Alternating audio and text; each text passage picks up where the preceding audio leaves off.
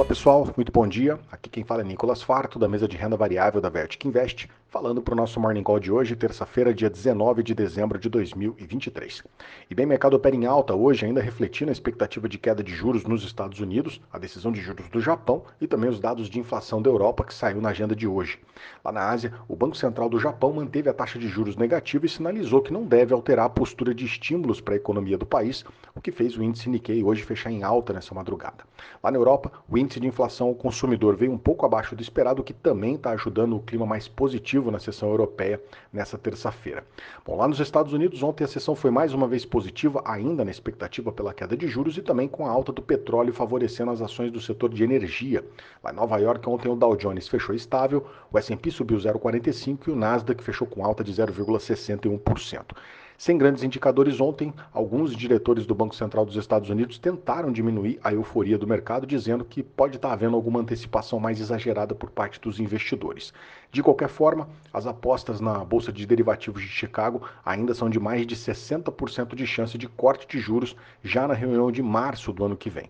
Outro destaque ontem foi a alta do petróleo, que veio com as notícias de ataques do Iêmen a um navio no Mar Vermelho, que é uma rota importante para escoar a produção de petróleo no mundo. E com isso, as ações do setor de energia fecharam com uma alta, ajudando o movimento mais positivo na sessão americana na segunda-feira. Destaque também para a queda das ações da Apple, que saiu ontem depois que a Bloomberg divulgou uma notícia de que a China intensificou a proibição do uso do iPhone pelos funcionários do governo chinês.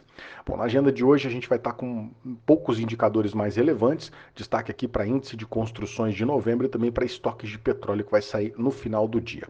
Atualizando as bolsas agora, S&P Futuro sobe 0,06, Eurostoxx 600 sobe 0,29, FTSE de Londres sobe 0,07%. No Japão, o Nikkei fechou com uma alta de 1,32%, e na China, o Xangai Composite com uma alta leve de 0,05%.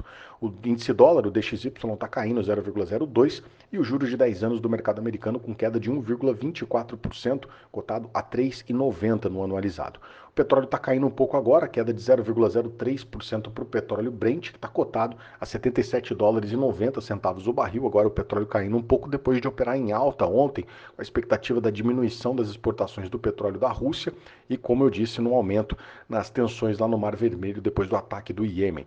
O minério de ferro também fechou com queda nessa madrugada lá na China, lá em Dalian. Hoje o minério caiu 0,11%. E fechou cotado aos $130,25 a tonelada. Aqui no Brasil, ontem o Ibovespa teve mais uma sessão positiva com renovação de máxima histórica para o nosso índice.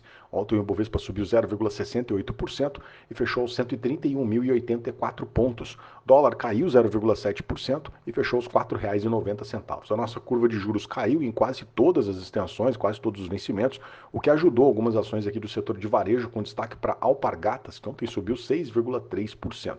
Mas quem acabou impulsionando mesmo o nosso Ibovespa foi a Petrobras, que ontem subiu 1,2%, acompanhando essa alta que o petróleo teve na sessão de ontem. A Vale também ajudou, subiu 0,47%, mesmo com a queda do minério de ferro lá na Ásia nessa segunda-feira.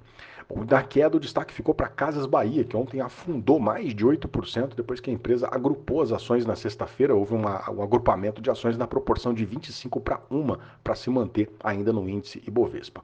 Bom, na agenda de hoje o destaque vai ficar para a publicação da ata da última reunião do Copom, que cortou a taxa Selic em 0,5% e que deve revelar mais detalhes na visão do Bacen para as próximas decisões de juros. Ainda em Brasília, hoje também, destaque para o Congresso que se reúne hoje em sessão conjunta para analisar o projeto de lei de diretrizes orçamentárias. Bem, esses são os destaques para hoje. Eu agradeço a sua companhia e te desejo um excelente dia. Um grande abraço, valeu e até amanhã.